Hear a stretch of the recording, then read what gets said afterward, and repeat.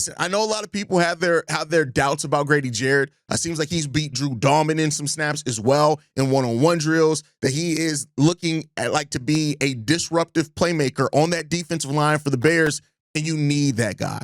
And so maybe at this point, like, and you got to keep in mind sometimes that players, especially when they're in the same situation, they're veterans, sometimes you need to be reinvigorated. And I think some of the doubt around how good Grady Jarrett can still be maybe reinvigorated him some. I mean, he's still going to be out there with a veteran like Montez Sweat. We know that there's some unproven players elsewhere on that defensive line, but hearing that Grady Jarrett has been so far in camp a force to be reckoned with, that's what you want, because that's going to help free up Montez Sweat. That's going to help Gervon Dexter take another step. You want Gervon Dexter learning behind everything Grady Jarrett does. So, and we'll talk about the Dayo Odeyingbo part of it, because there is some doubts when it comes down to that.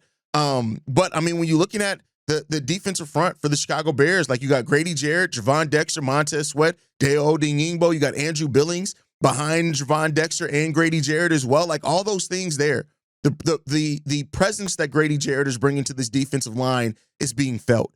And, you want to get those guys in gear. Now, the flip side of that, in that same thing, somebody saying that Dayo Odeyingbo hasn't stood out yet. Now, how concerning is that? Dayo Odeyingbo was one of those acquisitions that we've talked about. Dennis Allen wanted him here.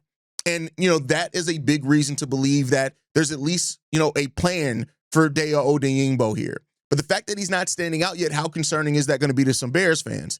I've said it before, Dayo's job is I don't want to say it's easy, but when you look at it, his job is to bring enough pressure to where they don't feel like they can double team Montez Sweat every down. Now that's basically everybody's job on the defensive line. You have to bring enough pressure from the other spots to where defenses can't just double team Montez Sweat. And so great Dayo with his ability of size and speed, and even looking at, like I said, what he's done as a depth piece other places, there is enough to believe that this is a guy that can bring enough of it. But we just haven't seen it yet in practice, and that could be focusing on other things. That could be, whatever it is when you look down at it. But this is a guy that has had 8 sack seasons, 5 sack seasons, right? And so he's been productive. And I'll tell you this, if Dayo can bring 4 sacks on that opposite side and consistent pressure, that may be enough to help Montez Sweat, free up Montez Sweat enough. And then you got Grady Jarrett there, you got Gervon Dexter.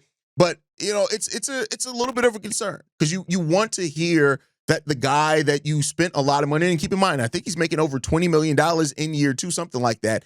You don't pay that guy to just be completely quiet, right? You need to get something on the return on investment there, and we'll see if the Bears do that. But